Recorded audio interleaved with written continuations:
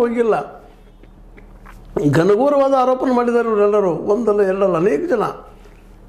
ಯಾರು ಆರೋಪ ಮಾಡ್ತಾ ಬಂದಿದ್ದಾರೆ ಅವರೇ ಇಲ್ಲಿ ಅಪರಾಧಿ ಆಗ್ತಾ ಬಂದಿದ್ದಾರೆ ಅನ್ನೋದು ನಾವು ಗಮನಿಸಬೇಕಾಗಿದೆ. ಇಲ್ಲಿ ಎಲ್ಲೇ ಇವತ್ತು 30-40 ವರ್ಷಗಳಾಯ್ತು ಎಲ್ಲ ಶುರುವಾಗಿ, 79-80 ದಶಕದಿಂದ ಶುರುವಾಗಿದೆ.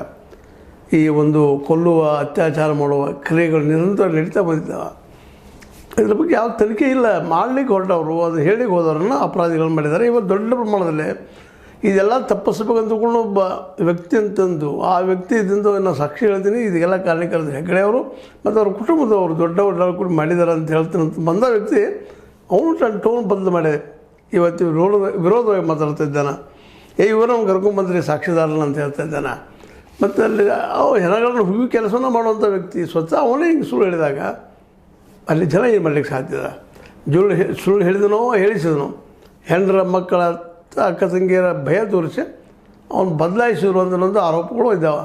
ಸ್ವತಂತ್ರವಾದ ಮೀಡಿಯಾಗೆ ಬೇಕಾಗಿರುವುದು ಸ್ವತಂತ್ರ ಧ್ವನಿ. ಆ ಸ್ವತಂತ್ರ ಧ್ವನಿ ಉಳಿಸಲು ನೀವು ಮಾಡಬೇಕಾದದ್ದು ಇಷ್ಟೇ. ಅದೇನಪ್ಪಾ ಅಂತಂತಂದ್ರೆ ನಿಮ್ಮ ಕೈಲಾದಷ್ಟು ಸಹಾಯ ಈ ಚಾನಲ್ಗೆ ಮಾಡಿ ಹಾಗೂ ನಿಮ್ಮ ಧ್ವನಿಯನ್ನು ಕಾಪಾಡಿಕೊಳ್ಳಿ. ಅದೇನೂ ಇರಲಿ, ಇದೆಲ್ಲ ತನಿಖೆ ಆಗಬೇಕಾಯ್ತಲ್ಲ, ಪ್ರತಿಯೊಂದು ತನಿಖೆ ಆಗಬೇಕಾಗಿತ್ತು. ಯಾಕೆ ಆಗಲಿಲ್ಲ ಇಲ್ಲಿವರೆಗೆ? ಹೀಗಾಗಿ ಇದ್ರ ಬಗ್ಗೆ ನಿಶ್ಚಿತವಾಗಿಯೂ ಜನ ನಿರಾಶೆಗೊಂಡಿದ್ದಾರೆ. ಹಾಗಾದರೆ ಸುಮ್ಮನೆ ಕೂತಿಲ್ಲ ಜನ.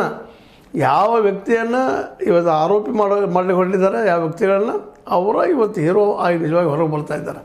ತಿಮ್ಮನೂಡಿಯವರಾಗಿರ್ಬೋದು, ಮಟ್ಟಣ್ಣವರಾಗಿರ್ಬೋದು, ಅದೇ ಕಾಲಕ್ಕೆ ವಿಠಲಗೌಡ ಆಗಿರ್ಬೋದು, ಅದೇ ಕಾಲಕ್ಕೆ ನಮ್ಮ ಅನೇಕ ಜನ ಅಲ್ಲಿ ಹೋರಾಟ ಮಾಡಿದಂಥವ್ರು, ZT ಅಂಥವರು, ಇವರೆಲ್ಲರೂ ಇವತ್ತಲ್ಲಿ ಜನರ ಜೀವನದ ಅಂಗಗಳಾಗಿ ಹೋಗ್ತಾ ಇದ್ದಾರೆ.